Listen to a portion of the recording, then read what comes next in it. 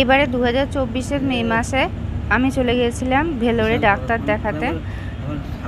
ভেলোরে যাওয়ার পথে চিল্কা হ্রদের ছবি দেখাচ্ছি আপনাদের। এই ট্রেন থেকে সুন্দর চিল্কা হ্রদের ছবিটা আমি তুলতে পেরেছি। চিল্কা হ্রদের জল কত পরিষ্কার।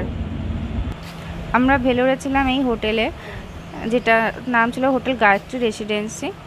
এইখানের সার্ভিস আমার একটুও পছন্দ হয়নি, তার কারণ হোটেলের লিফট মাঝে মাঝেই খারাপ হয়ে যেত এবং মাঝে মাঝে সারাতো তো। আর হোটেলের সার্ভিস যারা দিয়েছেন তাদের ব্যবহারও খুব একটা ভালো লাগেনি আমার। এটা হচ্ছে হোটেলের ছাদ থেকে অপূর্ব দৃশ্য যেটা দেখা যেত, সেই ছবিটা একদিন তুলেছিলাম, কিন্তু প্রতিদিন আমরা ছাদে উঠতে পারিনি কারণ লিফট খারাপ থাকতো। এটা হচ্ছে ভোরবেলার সময় ছবিটা তুলেছি আমি। চারপাশের দৃশ্য অতি মনোরম। এটা হচ্ছে সিএমসি হোটেলের সিলভার গেট। এইখান থেকে আমি আইডেন্টি কার্ডটা নিয়েছি। সিএমসি হসপিটালে ডাক্তাররা, নার্সরা এবং সিকিউরিটিরা হিন্দি এবং ইংলিশ দুটো ভাষায় বুঝতে পারেন। এর সামনে সাদা রঙের বিল্ডিংটা, এটা ওপিডি বিল্ডিং, যেটা সামনে গাড়িটা দাঁড়িয়ে রয়েছে, একটা লাল রঙের গাড়ি। আর দেখুন ঠিক অপোজিটে রয়েছে এটা সিকিউরিটি গার্ডের অফিস। তো সিকিউরিটি গার্ডের এখানে চারিদিকেই থাকে এবং সবসময় পেশেন্টদের হেল্প করেন যে কোনো প্রয়োজনে। আর এই ওপিডি বিল্ডিংয়ের ঠিক অপোজিটেই গান্ধী রোডটা। তো গান্ধী রোডে যদি হোটেল নেওয়া হয় তাহলে ওপিডি বিল্ডিংয়ে যাতায়াতের সুবিধা হয়।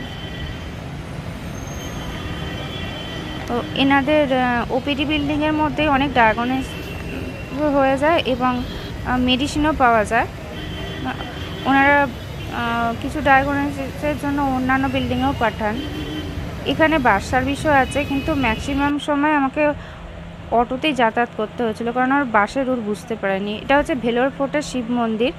ভেলোর ফোর্টটা হচ্ছে ভেলোর সিএমসি হসপিটাল থেকে 15 মিনিট মতন হেঁটে যেতে হয়, কিন্তু আমাদের শরীর খুব একটা ভালো না থাকায় আমরা অটোতে করে গেছিলাম। আর এই একই কারণের জন্য আমি ভেলোর ফোর্টের মধ্যে ভালো ছবিও তুলতে পারিনি। ভেলোর ফোর্টের কিছু অংশ ছবি মানে আমি তুলেছি, তাও ভেলোর ফোর্টটা বাকি অংশটা বন্ধ ছিল। আমরা একটু সন্ধ্যের দিকে গেছিলাম, তো তাই জন্য শুধুমাত্র শিব মন্দিরটার ছবিটাই তুলতে পেরেছি। এটা ভেতরের ছবি তোলা হয়নি, এটা হচ্ছে শুধুমাত্র বাইরের দিকের ছবিটা। আমার ভিডিওটি এতক্ষণ ধরে দেখবার জন্য আপনাদের ধন্যবাদ জানাই। আমার চ্যানেলটা আপনাদের ভালো লাগলে আমার চ্যানেলটা সাবস্ক্রাইব করবেন, সঙ্গে থাকবেন।